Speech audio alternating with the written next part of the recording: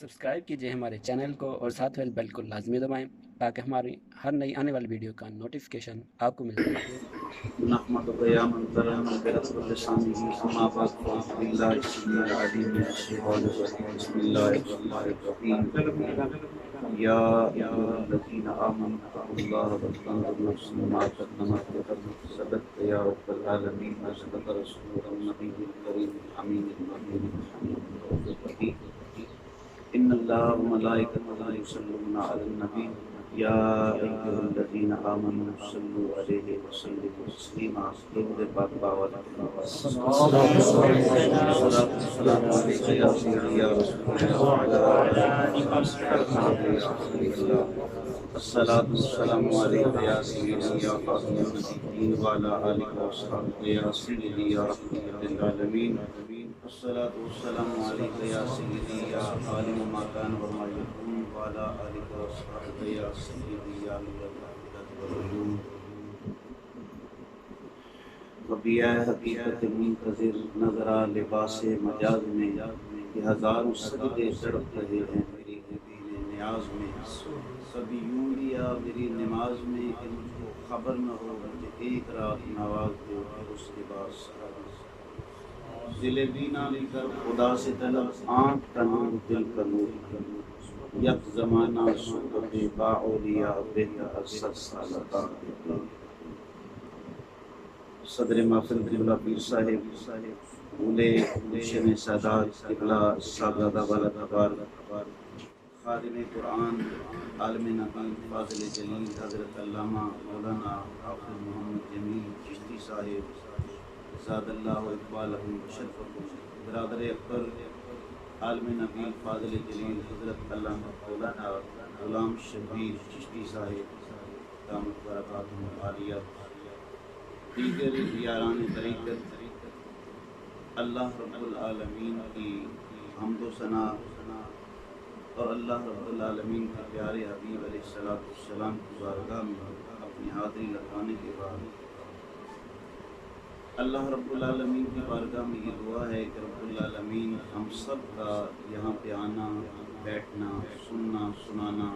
ایک لمحہ اپنی بارگاہ میں اور ہمارے لیے ذریعہ نجات بنائے۔ برادران گرامی مرتبت پیر صاحب کے حکم کے مطابق کیونکہ یہ جو ماہانہ محفل 11ویں شریف ہوتی ہے یہ تربیتی اور اصلاحی گفتگو اس کے اندر ہوتی ہے۔ پیر صاحب کا حکم بھی یہی ہے کہ اس کے اندر اصلاحی گفتگو ہو، تربیت کے حوالے سے گفتگو کی جائے اور آل نبی اولاد علی ان کے فیضان اور ان کی برکتیں بھی شامل حال ہوتی ہیں۔ اور علامہ غلام شبیر چشتی صاحب نے بڑی ہی خوبصورت، بڑی ہی پر مغز اور بڑی ہی پر حکمت اور ایسی گفتگو کہ جس کے اندر سے تصوف کی کرنوں کی جھلک نظر آئی، اتنی خوبصورت گفتگو جو ہے وہ انہوں نے ارشاد فرمایا۔ اللہ کی بارگاہ میں دعا ہے اللہ تبارک و تعالی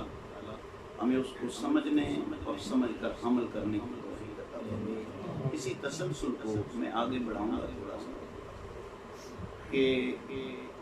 یہ جو محفل ہے، ماہانہ جو محفل ہوتی ہے، یہ دوسری جتنی ہماری محافل ہوتی ہیں ان سے ذرا ہٹ کے ہوتی ہے، کیونکہ میں نے پڑھا کہ یک زمانہ صحبت با اولیاء اللہ تبارک و تعالیٰ کے ولیوں کا جہاں جس میں انور ہوتا ہے، جہاں ان کی رہائش گاہ ہوتی ہے، جہاں وہ تشریف فرما ہوتے ہیں، وہاں پہ اللہ تبارک و تعالیٰ کی رحمتوں کا انور ہوتا ہے۔ اور پھر وہاں پر صرف ہماری نظر میں ظاہراً تو قبلہ پیر صاحب تشریف فرما ہیں، صاحبزادہ صاحب تشریف فرما ہیں، باطناً حضور علیہ السلام سے لے کر قبلہ پیر صاحب کے مرشد پاک تک تمام اولیاء کرام جہاں پہ تشریف فرما ہیں۔ وہ الگ بات ہے کہ ہماری نظر وہ کام نہیں کرتی، اسی لیے کہا اقبال نے کہ دل بینا بگر خدا سے طلب آنکھ کا نور دل کا نور نہیں۔ اللہ ہمارے دل کا جو نور ہے، دل کی آنکھ جو ہے وہ منور فرمائے تو پھر یہ ہمیں ساری چیزیں نظر آتی ہیں۔ تو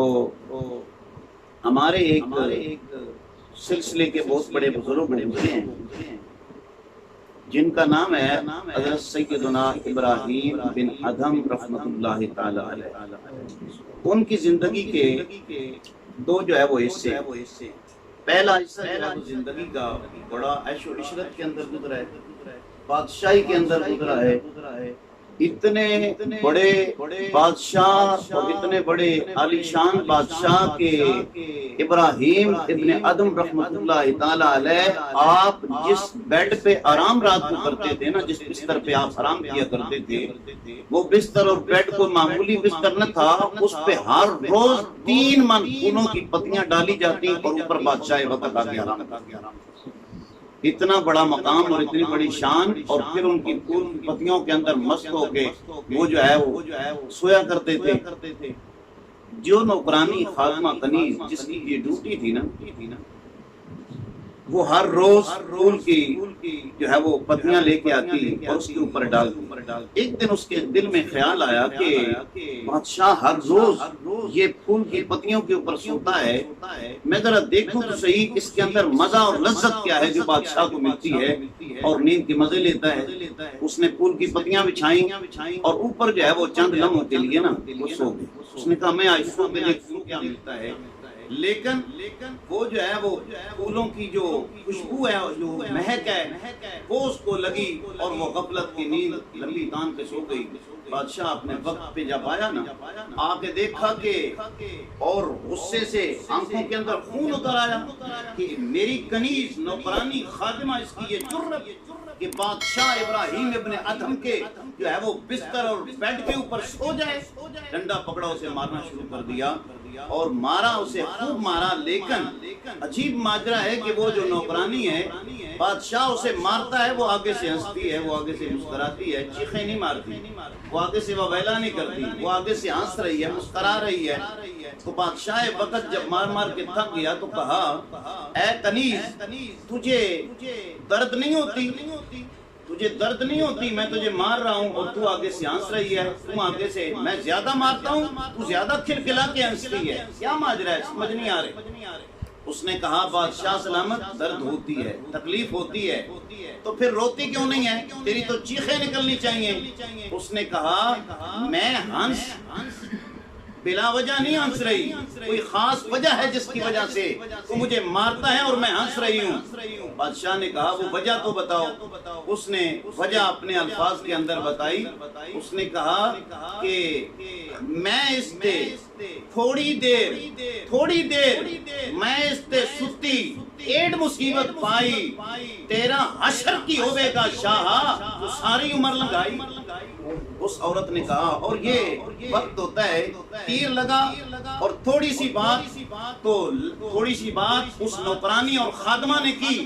بادشاہ کے دل کی دنیا بدل گئی، بادشاہ کی زندگی کا رخ ہی سارا تبدیل ہو گیا۔ بعض اوقات ایسے ہوتا ہے کہ چند الفاظ ہوتے ہیں، گفتگو تھوڑی سی ہوتی ہے، انسان کی زندگی کے دھاروں کو بدل دیتی ہے، انسان کی زندگی کا رخ ہی بدل جاتا ہے۔ تبدیلی اگر انسان چاہے تو تھوڑے سے لفظ کے اندر بھی آ سکتی ہے۔ اس نوکرانی نے کہا بادشاہ میں ہنس اس لیے رہی ہوں کھلکھلا کے کہ تو میرا مالک ہے، میں تیری نوکرانی ہوں، ارے تو بھی تو کسی کا بندہ ہے، کسی کا غلام ہے، تیرا بھی تو مالک ہے۔ ارے میں چند گھڑیاں غفلت کی نیند اس بیڈ پہ سوئی اور تو نے مار کے مجھے بے حال کر دیا، میں ہنس اس وجہ سے رہی ہوں کہ تیرا حشر کیا ہوگا، تیرا مالک تجھے کتنے ڈنڈے مارے گا۔ تو نے تو ساری عمر اس بستر پہ گزار دی ہے۔ یا اللہ کے نیک بندے، یا اللہ کے برگزیدہ بندے، یا اللہ کے ولی، یہ بیڈ چھوڑ کے چٹائیاں جو ہے وہ چارپائیاں چھوڑ کے یہ جو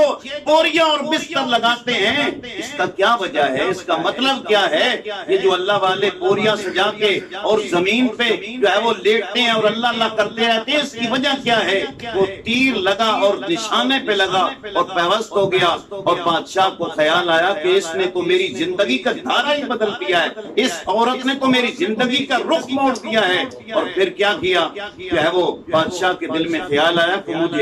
اللہ تبارک و تعالیٰ کی یاد کرنی چاہیے، جس کے لیے رب نے مجھے پیدا کیا ہے، اللہ نے اپنی معرفت کے لیے، اپنی عبادت کے لیے مجھے پیدا کیا ہے، تو مجھے اس بیڈ پہ نہیں سونا چاہیے، بلکہ میں اس کائنات میں اللہ کی عبادت کے لیے آیا ہوں۔ اس نے اپنے بیڈ کے ساتھ مصلی بچھایا اور جو ہے وہ غسل کیا، کپڑے پہنے اور جو ہے وہاں پہ اللہ اللہ کرنے لگ گیا۔ اللہ اللہ کرنے جب لگ گیا نا، سجدے پہ سجدے اللہ کی بارگاہ میں داریاں کر رہا ہے، لیکن کیا ہوا جب آدھی رات کا وقت ہوا نا، ابراہیم بن ادھم کے محل کی چھت کے اوپر کسی کے دوڑنے کی آوازیں آئیں۔ بادشاہ نے کھڑکی کو کھولا اور آواز دی، ارے کون ہے بادشاہ وقت؟ بادشاہ ابراہیم بن ادھم کے محل کے چھت پہ کون دوڑنے لگا رہا ہے؟ اوپر سے کوئی اللہ والا تھا، وہ بھی کوئی فرشتہ صرف انسان تھا۔ اس نے کہا، اے ابراہیم ابن ادھم، آپ نوافل پڑھیں، آپ اللہ اللہ کریں، آپ تسبیحات کریں، اپنا کام کریں، میرے اونٹ گم ہو گئے، میں انہیں تلاش کر رہا ہوں۔ ارے بادشاہ وقت کو اور زیادہ غصہ آ گیا، ارے بابا تیرے اونٹ گم ہو گئے، جاؤ جا کے ریگستان سے تلاش کرو، جاؤ جا کے جنگلوں کے اندر تلاش کرو، ویرانوں میں تلاش کرو۔ بادشاہ کی محل کے چھت کے اوپر اونٹ نہیں ملتے ہیں۔ اس اللہ کے بندے نے کہا، اے ابراہیم ابن ادھم، یہی تو بات میں بتانے آیا تھا کہ اگر بادشاہ کی محل کے چھت کے اوپر اونٹ نہیں ملتے تو اس محل کے اندر نرم و نازک بیڈ کے اوپر، پھولوں کی سیج کے اوپر اللہ بھی نہیں ملتا۔ اگر اللہ کو تلاش کرنا ہے تو پھر یہ بیڈ چھوڑنا پڑے گا، پھر یہ آرام چھوڑنے پڑیں گے، پھر یہ راحتیں چھوڑنی پڑیں گی۔ برادران گرامی مرتبہ آخرکار پھر یہ بادشاہی چھوڑ دی، وزیر کو بادشاہی دے دی اور خود جو ہے اللہ والا ہو گیا۔ برادران گرامی مرتبہ یہ دوسرا تیر تھا جو اس کے دل کے اندر جو ہے وہ پیوست ہو گیا۔ بتانے کا مقصد یہ ہے کہ یہ جو اللہ کے ولی ہوتے ہیں نا، اور دوسری بات یہ ہے کہ شکر کرو خدا کا کہ اللہ تبارک و تعالیٰ نے آپ کو ایسا پیر عطا کیا ہے کہ جس کی نظریں تمہاری جیبوں پہ نہیں بلکہ تمہارے دل کے اوپر نظریں ہیں۔ برادران گرامی مرتبہ یہ وہ آستانہ ہے، اور اللہ کے ولیوں کے آستانے وہی ہوتے ہیں جہاں دل کی بنجر کھیتیاں آباد ہوتی ہیں، وہاں جہاں آ کے تمہارا تزکیہ نفس کیا جاتا ہے، تمہاری تربیت کی جاتی ہے، تمہاری بگڑی ہوئی قسمت کو سنبھالا جاتا ہے۔ تو اللہ کی بارگاہ میں دعا ہے اللہ تبارک و تعالیٰ ہمیں ان بزرگوں کا ساتھ نصیب فرمائے۔ برادران گرامی مرتبہ بہرحال جس نے بھی عزت اس کائنات میں پائی ہے، اس نے اللہ اور اس کے رسول کے ساتھ پیار پایا ہے، اللہ اور اس کے رسول کے ساتھ محبت کی ہے، تب اسے یہ مقام ملا ہے، یہ مرتبہ ملا ہے۔ برادران گرامی مرتبہ آج چونکہ جو دور جا رہا ہے، آج قادیانیت بڑی پنپ رہی ہے، اور ہر طرف جو ہے وہ کبھی پشاور کے اندر، کبھی اسلام آباد کے اندر وہ جو ہے نبوت کے دعوے کر رہے ہیں۔ برادران گرامی مرتبہ ان کو جو ہے وہ یہ بات سمجھ لینی چاہیے کہ غازی علم الدین رحمت اللہ تعالی علیہ آپ کو جب شہید ہوئے نا، تو آپ کی پہلے آپ کو جو ہے میاں والی کے اندر قبرستان کے اندر دفنا دیا گیا۔ علامہ اقبال رحمت اللہ تعالی علیہ آپ مفکر اسلام ہیں، بہت بڑے جو ہے وہ علم و فضل کے مالک ہیں، کشتہ عشق کے مصطفیٰ ہیں۔ آپ نے بڑی محنت کے ساتھ بات چیت کے بعد آپ نے جو ہے وہ غازی علم الدین رحمت اللہ تعالی علیہ آپ کا جسد خاکی جو ہے وہ لاہور لے کے آئے، اور جب لاہور کی سرزمین پہ غازی علم الدین رحمت اللہ تعالی علیہ آپ کا جسد انور جب وہاں پہ آیا، تو اتنی بڑی سلسلہ نقشبندیہ کی، اتنی بڑی گدی کے مالک حضرت سیدنا محدث علی پوری سید جماعت علی شاہ ثانی رحمت اللہ تعالی علیہ آپ فرمایا کرتے تھے، لوگوں خدا کا شکر کرو، اللہ تبارک و تعالی بڑے بڑے ولی اس بات پہ فخر کرتے تھے کہ ہمیں غازی علم الدین کی چار پائی کو پکڑنے کی توفیق نصیب ہو گئی ہے، اتنا بڑا شرف نصیب ہو گیا ہے۔ اور سید جماعت علی شاہ ثانی فرمایا کرتے تھے، لوگوں میں نے بڑے بڑے ولیوں کے جنازے دیکھے، بڑے بڑے جو ہے وہ پیروں کے جنازے دیکھے، کبھی بھی میرے دل کے اندر یہ خیال نہیں اور تمنا نہیں آئی کہ اس چارپائی پہ میں، لیکن جب علم الدین کا جنازہ اٹھا، سید جماعت علی شاہ ثانی بول اٹھے کہ کاش اس چارپائی کے اوپر میں ہوتا۔ پھر جب جنازہ ہوا تو اس وقت جو ہے غازی علم الدین رحمت اللہ تعالی علیہ کا جنازہ جب ادا کیا گیا، 5 لاکھ افراد، 5 لاکھ مسلمان اس جنازے کے اندر شریک تھے۔ پہلی جو 3 صفحے ہیں وہ جو ہے وہ علماء کرام، مشائخ عظام، پیران عظام، بڑے بڑے بڑے شیخ القرآن، بڑے بڑے شیخ الحدیث، کہیں جو ہے وہ تاجدار جو ہے وہ گولڑا شریف نظر آ رہے ہیں، کہیں تاجدار سیال شریف نظر آ رہے ہیں، کہیں جو ہے وہ تاجدار جو ہے وہ محدث علی پوری نظر آ رہے ہیں، بڑے بڑے سادات، بڑے بڑے علماء کرام وہاں پہ موجود ہیں۔ تو پہلی جو 3 صفحے ہیں 5 لاکھ افراد کا مجمع ہے، وہ پہلی صفحے جو ہیں علماء کرام کی، مفتیان عظام کی، پیران عظام کی، مشائخ عظام کی ہیں۔ اب جو ہے سوال یہ پیدا ہوا کہ اب جنازہ کون پڑھائے؟ اب آگے بڑی حکمت کی بات آ رہی ہے، جنازہ کون پڑھائے؟ اب برادران گرامی مرتبت وہ پیر بھی بڑے کمال کے تھے جو اس وقت تھے، بڑے کمال کے پیر تھے۔ اب جو ہے حضرت علامہ اقبال مفکر اسلام، آپ کی یہ ڈیوٹی لگائی گئی کہ آپ بندہ چنیں، انتخاب کریں، کیونکہ بے شمار سادات ہیں، بے شمار پیر ہیں، شیخ القرآن، شیخ الحدیث کی لائنیں لگی ہوئی ہیں، لہذا 5 لاکھ کا مجمع ہے، آپ انتخاب کریں کہ کس نے جنازہ پڑھانا ہے علم الدین کا۔ برادران گرامی مرتبت حضرت علامہ اقبال مفکر اسلام، شاعر مشرق، خالق تصور پاکستان، آپ جب جنازے کے باہر آئے نا سامنے، آپ نے نگاہیں اٹھا کے دیکھا، کہیں تاجدار گولڑا شریف نظر آ رہے ہیں، کہیں تاجدار سیال شریف نظر آ رہے ہیں، کہیں تاجدار چورا شریف نظر آ رہے ہیں، کہیں تاجدار محدث علی پوری نظر آ رہے ہیں۔ حضرت علامہ اقبال نے جب یہ نورانی چہرے دیکھے،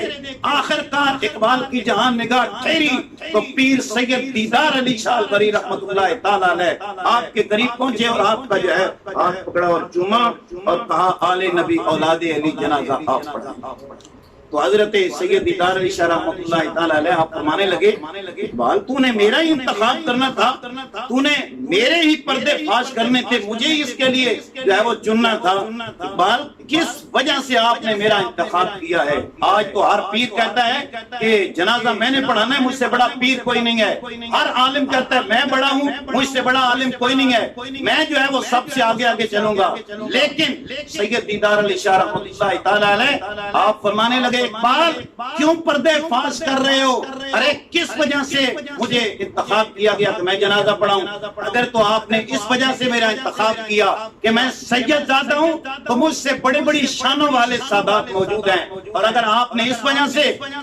میرا انتخاب کیا ہے کہ میں بہت بڑا عالم دین ہوں تو مجھ سے بڑے بڑے عالم دین اس جو ہے وہ مجمع کے اندر موجود ہیں۔ حضرت اقبال رحمت اللہ تعالی علیہ نے ارشاد فرمایا کہ اے سید زادے انہی 2 وجوہات کی وجہ سے نہیں بلکہ وجہ کچھ اور ہے۔ آپ نے فرمایا بتاؤ؟ حضرت اقبال رحمت اللہ تعالی علیہ نے ارشاد فرمایا وجہ یہ ہے کہ اس وقت اس 5 لاکھ مجمع کے اندر اعلی حضرت عظیم البرکت الشاہ احمد رضا خان فاضل بریلوی کشتہ عشق مصطفیٰ کے خلیفہ، اور آپ نے جس کے سر پہ دستار باندھی ہے، اس سارے مجمع کے اندر آپ کی ذات ہے، آپ کے علاوہ کوئی نہیں۔ آپ کے خلفاء میں صرف آپ موجود ہیں، آپ کے علاوہ کوئی نہیں ہے، لہذا جنازہ آپ پڑھائیں گے۔ برادران گرامی مرتبت انتخاب ہو گیا، آپ سامنے مصلی پہ آئے اور آپ نے کہا اب آپ کو کہ نیت کر لیں۔ پھر جو ہی آپ نے نگاہ پہلی صف کے اندر اٹھائی، حضرت پیر سید دیدار علی شاہ رحمت اللہ تعالی علیہ آپ نے مجمع کے اندر کھڑے ہو کے ایسے جب کہا کہ نیت کر لیں اور پہلی صف کے اوپر جب نگاہ ڈالی، سید دیدار علی شاہ خس کھا کے زمین پہ گر پڑے، تلیوں کو ملنے لگے، کوئی پانی پیش کرنے لگے۔ جب ہوش آیا تو پوچھا گیا اے آل نبی اولاد علی پیر سید دیدار علی شاہ رحمت اللہ تعالی علیہ آپ نے صرف پہلی صف کا دیدار ہی تو کیا تھا، ارے خس کھا کے بے ہوش کیوں ہو گئے؟ آپ نے فرمایا لوگوں میں نے بڑے بڑے جنازے پڑھائے، بڑے بڑے جنازے دیکھے، بڑے بڑے مجمع دیکھے، بڑے بڑے جو ہے وہ اجتماع دیکھے، لیکن آج علم الدین کے جنازے کے لیے جب میں مصلی پہ کھڑا ہوا، پہلی صف میں نگاہ ڈالی، حسنین کے نانا زہرا کے بابا مجھے سامنے نظر آئے، غش کھا کے زمین پہ گر پڑا۔ تو برادران گرامی مرتبت یہ مقام اور یہ مرتبہ انہی کو ملتا ہے جو اللہ اور اس کے رسول کے پیارے حبیب سے محبت کرتے ہیں۔ پھر اب آپ جی وقار وہ کہتے ہیں نا تیری نسبت نے سنوارا میرا انداز حیات، میں اگر تیرا نہ ہوتا تو سگے دنیا ہوتا۔ برادران گرامی مرتبت یہ ابھی تھوڑی سی دور کی بات ہے، قاضی ممتاز قادری رحمت اللہ تعالی علیہ ان کا جنازہ ہوا، اور پھر کیا کیا حکومت وقت نے تمام نیوز چینل کے اوپر اعلان کر دیا، حکومت نے خبردار کوئی نیوز چینل خبر دے جنازہ کہاں ہو رہا ہے، کس وقت ہو رہا ہے، لیکن اللہ تبارک و تعالیٰ نے بندے مومن تمام مومنوں کے دل پہ سکرین کے ایسے شیشے پہ خبریں چلائیں کہ بی بی سی لندن نے یہ خبر دی کہ غازی ممتاز قادری رحمت اللہ تعالی علیہ شہید کے جنازے میں 65 لاکھ مسلمانوں نے شرکت کی، 65 لاکھ مسلمانوں نے شرکت کی ہے۔ تو برادران گرامی مرحبا، آج غازی خالد ہے، اس کو جو ہے وہ حراست کے اندر ہے، اس کے لیے دعا کریں اللہ تبارک و تعالیٰ کی بارگاہ میں۔ وہ تو اپنا کام کر گئے، اللہ نے ان کو بڑا مقام دیا ہے۔ آج کسی بھی آپ شہید کی قبر پہ جائیں نا، غازی ممتاز قادری کی قبر پہ آپ ابھی چلے جائیں، آپ کو قبر نظر نہیں آئے گی جتنی پھول کی پتیاں نظر آئیں گی۔ میانی قبرستان غازی المدین کے قبر کے اوپر چلے جائیں، آپ کو قبر نہیں پھول ہی پھول ہر طرف نظر آئیں گے۔ برادران گرامی مرحبا، آج وقت یہ ہے کہ اللہ کے پیارے حبیب سے عشق کیا جائے، پیار کیا جائے۔ آج قادیانیت بڑی زور پکڑ رہی ہے، تو لہٰذا ہمیں بھی بیدار رہنا چاہیے، ہوش میں آنا چاہیے، ان کے کنڈوں سے ہمیں جو ہے وہ مطلع ہونا چاہیے۔ اللہ کی بارگاہ میں دعا ہے اللہ تبارک و تعالی ہماری اس حاضری کو اپنی بارگاہ میں شرف قبولیت عطا فرمائے۔ وما علینا الا البلاغ۔